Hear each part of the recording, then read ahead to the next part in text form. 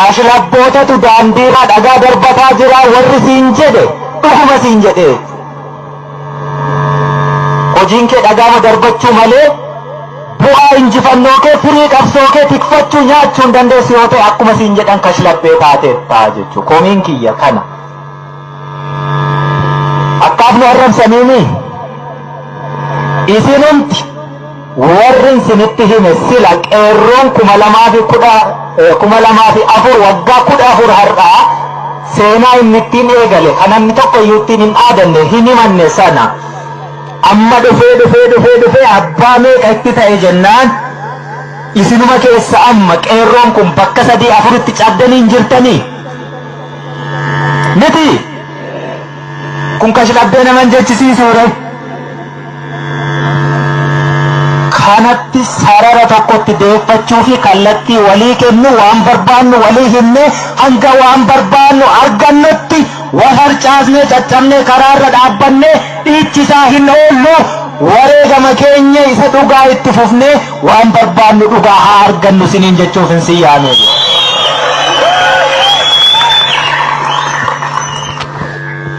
Hubattanii miti? Eessa? Gaafa lolaa, gaafa du'aa, gaafa abiddaa situ keessa jira. Gaafa bal'inaa, gaafa tolaa, gaafa qananii seetiin balbala irratti si ittisanii. Bakka sana iyyuu hin geessuti. Bara dhufaa darbaa mootummaa jijjiiramu hundaa irratti nan dabarre jettee fincilaa jiraattaa jechuudha. Kun hiree keenya nama bitiyati haati keenya akkuma isa nubitu ji'a 9 baattee garaatti haati isaa sadeessi hankeenyis akkasuma ji'a 9 baattee nu deessi. Nu hundiyyuu immoo uumaa rabbiiti. Bilisa taaneetu dhalanne. Bilisa taanee jiraachuu falmanne. Kanaaf bilisa taanee jiraachuu qabnaa jechuudha. Waan nu malutu jira. Waan nu malu sanarraati hanga xurii qeensaayyuu yoo taate sharafamte jennaan hin fudhannu jechuudha. Saanin sinittini hankeenya dhoqqeesaa jalaa haruu dandeenyeerra. Bineensarraa eeguu dandeenyeerra. Nyaachifachuu dandeenyeerra. Elmachuus qabnaa jechuudha. Okolee guutuun hankeetinii fal'aana ammaaf si safaranii tole jettare. Okolee sanarraa fal'aanaan si safaruu miti fal'aanni tokkoyyuu hir'atte jennaan hin fudhatin jechuudha. Hankeeti okolee guutuun sun yommuu jaallattee ta'e immoo Oromooni ni qaba irraa fi abbaaf eefuu kenna okolee isaa fuudhiitii dhangalaasii fi fedhii keetii jechuu sun. Hankanaachi kan kee irratti namni abbaa ta'ee safaree siin kennu. Nu kafaane amma kana jechuudha. Yeroo hundaan sinitti hima. Buna beektu miti kam wallaaltu ni qottaa keessa gangalataa ooltati. Maal lugde yoona kana qola bunaa. Warri buna hin beekne baalli isaatu maal akka fakkaatu maal luga yoona kana. Ishira saasanuyyuu buna isa eessaa fedhaniitiin nama ogummaa qabu dhamdhamsiisanii. Kanaaf nuti rabbitu akkasittiin dhama'ii buli malee waan dhamaate firii dhamaatii kee nyaadhuu bulii nuun hin jedheetiniin nuun eebbisne abaarsa qabnaa nu. Abaarsa hin qabnu nutu akkas of godhee jechuu. Bakka adda addaatti wal caccabsitanii wal qooddanii qeerroo haaromsaa. Qeerroo bilisummaa, qeerroo maaliyyoo, abboo qeerroon tokkitti qeerroo bilisummaa Oromoo qofaa beeknanu. Kan ati kaleessa dhagaatti darbataa turte atuu haaromi jetteetu qeerroo haaromsaa siin jechuutti jira jechuu. Kan ani kaleessatti dhukaaseetiin manatti galcheetu har'a na hiikkachiisuuf deemaa jira jechuu. Eenyutu natti hidhe akkamittiin na hiikkachiisa? Nuti beeki lollee miti yoo iddoo tokko dhaabbanne argineerra waliinu ittiin oonneeyyuu ni injifanna. diinni keenyis kana ni beeka. Kanaaf bakka hundaatti gargar nu qoodaa oolaa jechuudha. Oromoon galaana irra dhangalaanaa jechuudha. Kanaafuu hin hiikkannu waraanni bilisummaa Oromoo eenyuyyuutti hin hiine hiikkachuus hin danda'u, marii sana keessas hin jiru.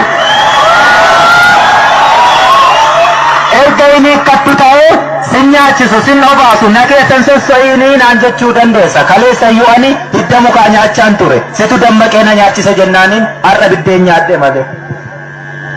Ammas yoo jette hidda mukaa nan dhowwattu. Kophee kiyya guggubee nyaadha. Ati bilisa gaa'uun feetu mukaa fi bineensa kiyya bilisan baasaa jechuu. Qananii namaatiin olee jiraatu bineensi. Hanga bineensa hanqattaa Oromooti. Hanga bineensa hanqattaa biyya faranjiitti beeki. Sareeni jireenya nuti asii jiraannu caalaa jiraatti. Sammuu dhabne biyya keenyatu qabeenya hin qabu. Beekumsa dandeettii nama dhabne maal abdere bilisummaa dhabde taanaan sanaaf carraaqqataan jirtu. Yennaa bira geessu maaliif harkaan qabachuu dadhabde namatti laattatta, namatti laattatiin isin jechuutti jira. Bakka adda addaatti hin caccabiin isin jettuutti jira. Akkuma gaafa duutuu sanaa wal hammadhuutii du'i arras. Warri kaleessa qabsoo kana booresse lubbuu isaa mararfanne riqicha ta'ee anaaf si akka irra ceenu nu taasise. Waan jedhan qaban. Wanti isaan jedhan akka saree butaa waggaa 100 jiraachuurra akka leencaa baroodee halkan tokko booddee duunaa wayyaa jedhan. Kabajaan sanaa jechuudha. Du'a yoo taate immoo qabsoof bahaniif hin du'an. Qabsoorraa oolaniifis du'an oolan. Namni gaafa du'u du'a. Ibidda meeqa keessa darbee goorri ta'ee isa ajjeesa. Ani kaleessa gaafa manaa ba'e waggaa 17 har'aa yookaan 16 har'aa. Hiriyoota hedduun qaba. Kana biraa hafe amma bakka adda addaa irraa naga'u manatti hafe du'eera garuu. Ibidda meeqa keessa hin darbe nan jira. Amman du'a yoo ta'e asumatti hin du'a. Sichi waggaa 5 yoo ta'e yoo amma waan barbaadde ibidda natti darbatte waggaa 5 sananuman argaa jechuudha. Waggaa 100 jiraadha taanaan immoo umurii naa kadda waggaa enuman jiraadha jechuudha. Qabsoomneefis miti kaduunu mana oolleefis miti immoo kadu'a oollu jechuudha. Guyyaa keenya qofaa duuna. Duuti immoo miileenaanis nuttaa dhufu, tokko ta'es nuttaa dhufu, taankii isaa qabaatu, eeboo isaa qabaatu, du'an sodaattu taanaani hundumti isaayyuu tokkumaa jechuudha. Kanaaf hin hiikkannu jennaan hin hiikkannu. Hin hiikkannumi? Hin hiikkannu. Mariif hin dhiyaatu jechuu kun. Osoo illee ta'e kaleessa hiikkanne irra ta'e irra tola. Dadhabne irraa addi bilisummaa Oromoo qabsoo bilisummaa Oromoo dhiibuu dadhabeera. Daa'ima Oromoo kichuu itti gabbaruurra harka kennate hiikkate hagaluutu kaleessa jedhame ni wayyaa jechuudha. Har'a garuu sadarkaa itti geenye kanarratti edda daa'ima meeqa itti gabbarre. Egga hiriyoonni keenya meeqa nu biraatii kufanii lafeen isaanii boolla meeqa keessatti ol guute. Riqicha nuutee irra ce'uu jalqabnee hiikkanna. Har'a mitii jechuu hiikkachuun har'a humna taateetta. Kana gidduu dabarsuu hin dandeessu diina. Yaanne itti laannaa re'amu. Yaanne itti laannaa. Hiikkachuu ka beeknu diina irraati malee ofii hiikkannee lafa kaa'uun beeknu aadaa waraana bilisummaa Oromoon.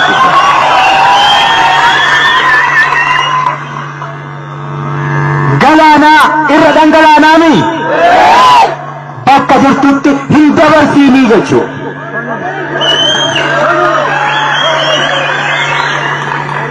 Amma qabsoo fincila harka duwwaa fi qabsoo qawwee walitti hiineetu adeemna.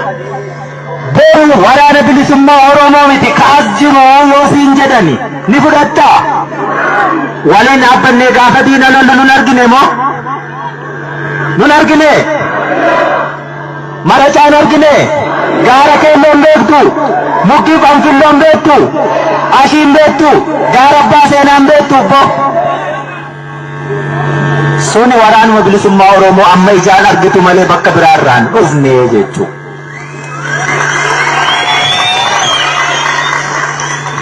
Inni kun wachuu fi iyyuu qofaatiin hin raawwatu. Wanti har'asitti wal waamneefi yoo boru inni kan nu jechuu keenyaatiin diinni nutti dhukaasuu jalqabate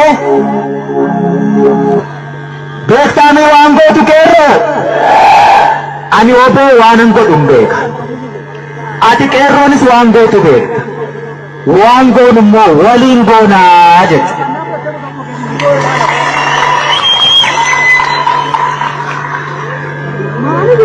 waan goon immoo yeroo waliin goonu wanti walitti himnu komiinsin irraa qaba jedhee sana hin fixanne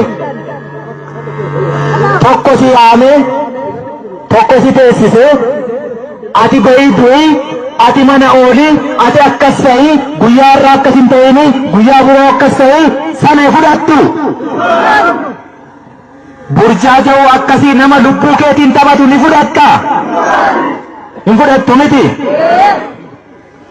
namni tokko ati wareegamoote reeffa kee fuudhee miidiyaa irratti maxxansuutiin si hoogganuu hin danda'u hooggansa akkasiis hin jirtu jechuu namatti hin sagadin nama laaltees hin deemiin waan barbaaddu beeki anaan laaltee miti ka qabsoo irra jirtu waan barbaaddutu jira ka qabsoof si baase immoo ka qirqiree si nyaatu gabrummaa sirra jira abbaan qeerroo gadi baasuu fi ol galchu roorro miti qeerroo roorroon sun hanga cabuu hin dandeenyetti eenyuyyuu sin dhaabu kanaaf hoggansi keenya kan kallattii nuu kennu ka hiriira nu baasu ka nu fincilchiisu gabrummaatu nurra jira kallattii walii laachuuf immoo bakka deemtan hundumaatti akkuma gaafa diinni waan sin jilbeenfachiise itti fakkaate online singeesse huursuun singeesse jennaan oromummaan iddoo tokkotti walitti sin fide walitti sin dagaagsee bakkoota adda addaa irraa kaa walin beekne bilbila wal jijjiirtanii qabsoof karaa saaqe sana har'as bakka kanatti kumaatamaan argamtaniittu teessoo wal jijjiiraa akkamittiin wal qindeessinaa akkamittiin injifannaa akkamittiin bakka kamitti yoom wal yaamnaa isa jedhu mataa qabdaati diidaa nama laaleen nama birrii sirraa guuree miidiyaa banatee achirratti reeffa kee maxxanse jennaan dhugumaan naa yaadu sitti fakkaate har'a garuu ibidda keessatti si waliin hin dhaabbanne gowwummaan keenya kanaa jechuudha miti amma qaa namaa dha'uun barbaadu namni hedduun garuu akkasittiin harka keessaniin ibidda qabate abaluun akkasiitoo jennee amma ka iyyitanii maraattantu jira namichatti maraatiin sirnaaf maraat namni nama qabsoon baabura ka yaabbate hundatu bakka xumuraatti bu'a jechuu miti hedduun karaarraa harca'aa hedduun karaarraa yaabbataa deema namni ati nama kiyya jettee adeemtuu rabbi miti waaqa miti bakka tokko gahee nama ni jijjiirama gaafas immoo qabsoo jibbitamoo akkam goota nama laaltan hin deeminaan hin jedhu kanaaf jechuudha hubattanii hooggansi